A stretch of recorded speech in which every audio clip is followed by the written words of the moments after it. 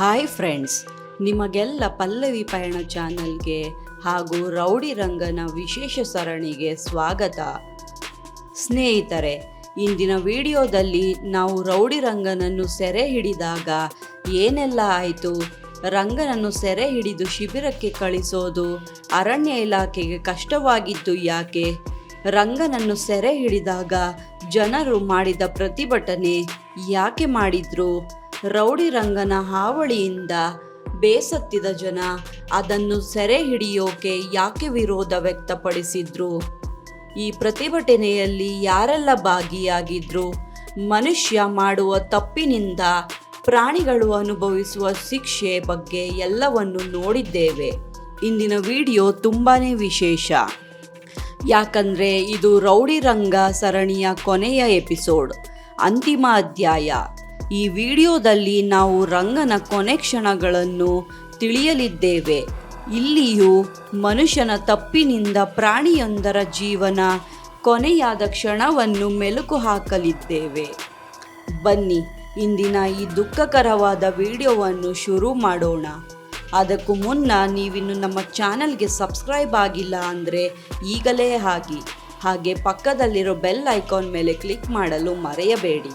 ಸ್ನೇಹಿತರೆ, ಇಲ್ಲಿಯವರೆಗೆ ಅಂದರೆ ಈ ಸರಣಿಯ ಮೂಲಕ ನಾವು ರಂಗ ಯಾರು, ಅವನ ಆರಂಭಿಕ ಜೀವನ ಹೇಗಿತ್ತು, ಒಂಟಿ ಸಲಗವಾಗಿ ಮೆರೆದ ರೀತಿ, ಅಷ್ಟೇ ಅಲ್ಲ ಗಂಡಾನೆಗಳ ಗುಂಪಿನ ನಾಯಕನಾಗಿ ಮೆರೆದ ಗತ್ತು, ಜನರಿಗೆ ನೀಡಿದ ಕಷ್ಟಗಳು, ಅರಣ್ಯ ಇಲಾಖೆಗೆ ಚಳ್ಳೆ ಹಣ್ಣು ತಿನ್ನಿಸಿದ ರೀತಿ, ಅವನ ದಾಂಧಲೆಗಳು, ಕೀಟಲೆಗಳು, ಅವನನ್ನು ಸೆರೆ ಹಿಡಿಯುವಲ್ಲಿ ಅರಣ್ಯ ಇಲಾಖೆ ಪಟ್ಟ ಕಷ್ಟ ಹಾಗೂ ಅವನಿಗಾಗಿ ನಡೆದ ಹೋರಾಟಗಳು, ಪ್ರತಿಭಟನೆಗಳು ಎಲ್ಲವನ್ನು ಡೀಟೇಲ್ ಆಗಿ ನೋಡಿದ್ದೇವೆ. ನೀವೇನಾದರೂ ಈ ಮಾಹಿತಿಯನ್ನು ಮಿಸ್ ಮಾಡಿಕೊಂಡಿದ್ರೆ ಅವುಗಳ ಲಿಂಕ್ ಅನ್ನು ಡಿಸ್ಕ್ರಿಪ್ಷನ್ ಬಾಕ್ಸ್ನಲ್ಲಿ ನೀಡಲಾಗಿರುತ್ತದೆ, ಅವುಗಳನ್ನು ನೀವು ನೋಡಬಹುದು.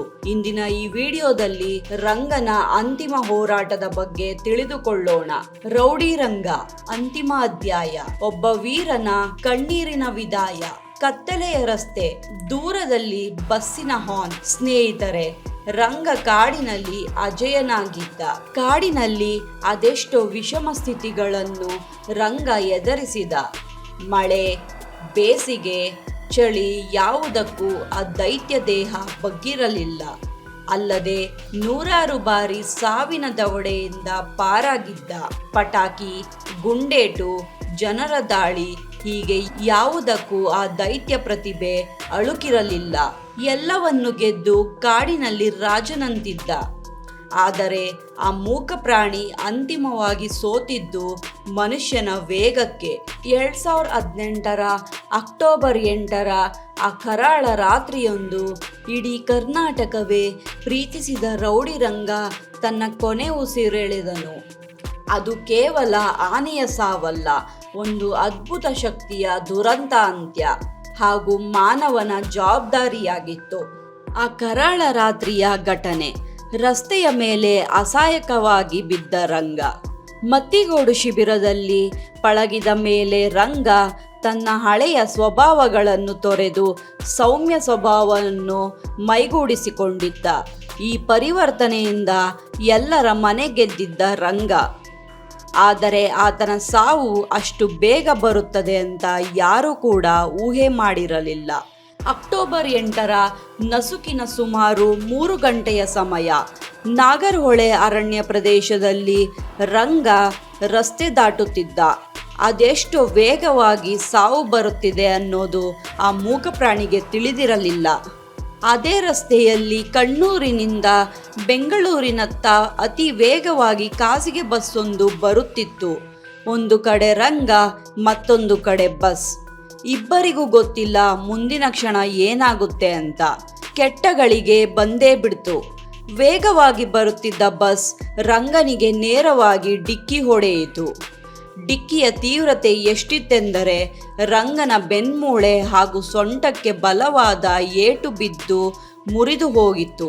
ಕ್ಷಣದಲ್ಲಿಯೇ ಆ ದೈತ್ಯ ಶರೀರ ರಸ್ತೆಯ ಮೇಲೆ ಅಪ್ಪಳಿಸಿತ್ತು. ಈತ ಬಸ್ಸಿನ ಮುಂಭಾಗ ಚಿತ್ರವಾಗಿತ್ತು. ರಂಗನ ಅಂತಿಮ ಕ್ಷಣಗಳು.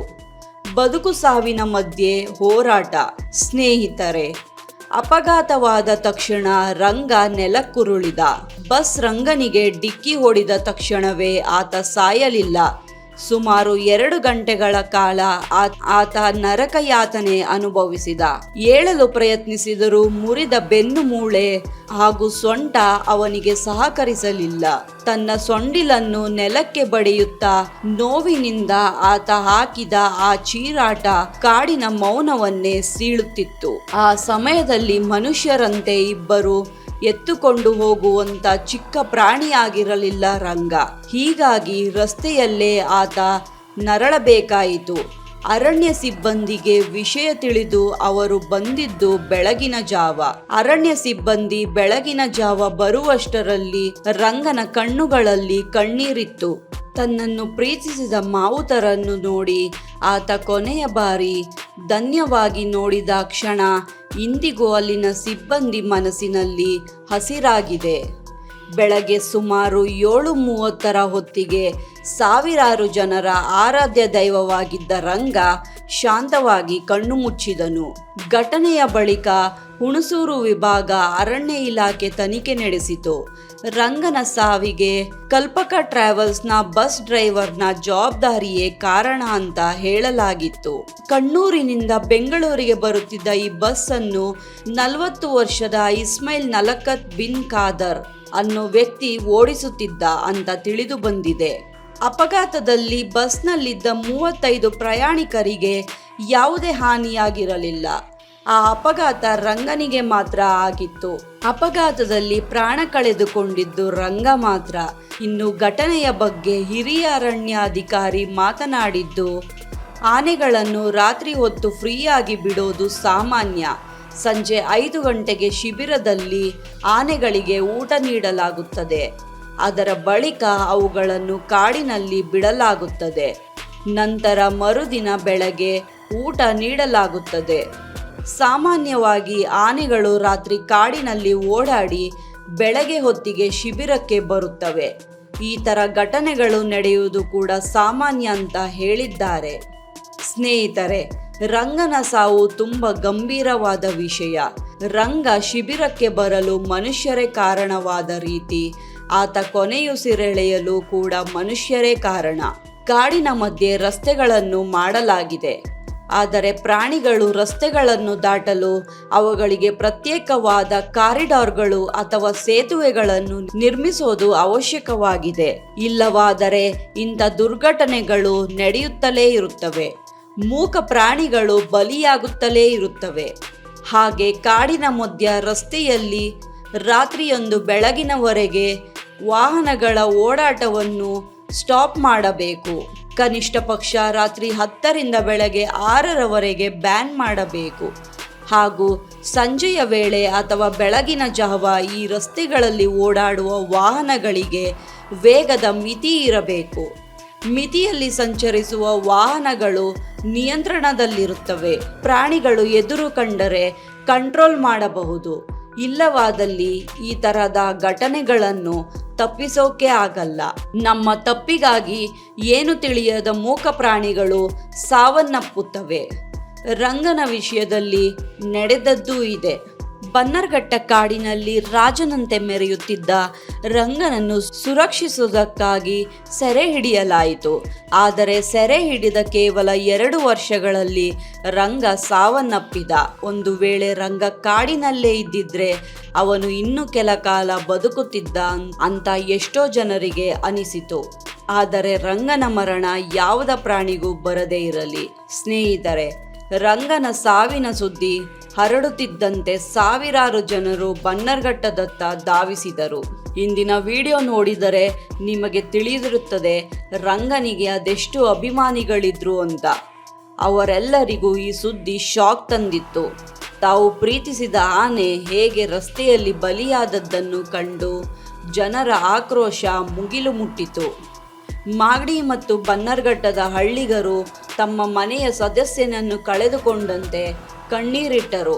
ಸಾಮಾಜಿಕ ಜಾಲತಾಣಗಳಲ್ಲಿ ಲಕ್ಷಾಂತರ ಜನ ರಂಗನಿಗೆ ಭಾವಪೂರ್ಣ ಶ್ರದ್ಧಾಂಜಲಿ ಸಲ್ಲಿಸಿದರು.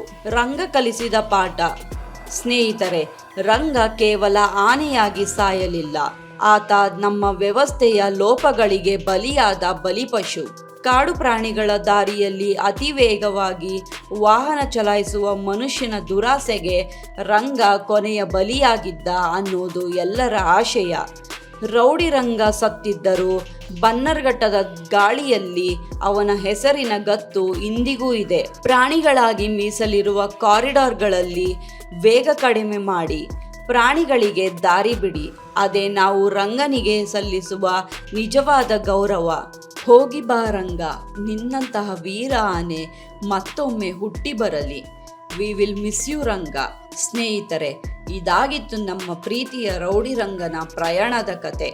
ರೌಡಿ ರಂಗನ ಈ ಸುದೀರ್ಘ ಪಯಣ ಇಂದು ಕೇವಲ ಇತಿಹಾಸವಾಗಿರಬಹುದು, ಆದರೆ ಅವನು ಕಲಿಸಿದ ಪಾಠಗಳು ಇಂದಿಗೂ ಪ್ರಸ್ತುತ. ಕಾಡಿನ ಅಧಿಪತಿಯಾಗಿ, ಜನರ ಪ್ರೀತಿಯ ಸಲಗನಾಗಿ ಮತ್ತು ಅಂತಿಮವಾಗಿ ನಮ್ಮ ಬೇಜವಾಬ್ದಾರಿಗೆ ಬಲಿಯಾದ ವೀರನಾಗಿ ರಂಗ ಸದಾ ನೆನಪಿನಲ್ಲಿರುತ್ತಾನೆ.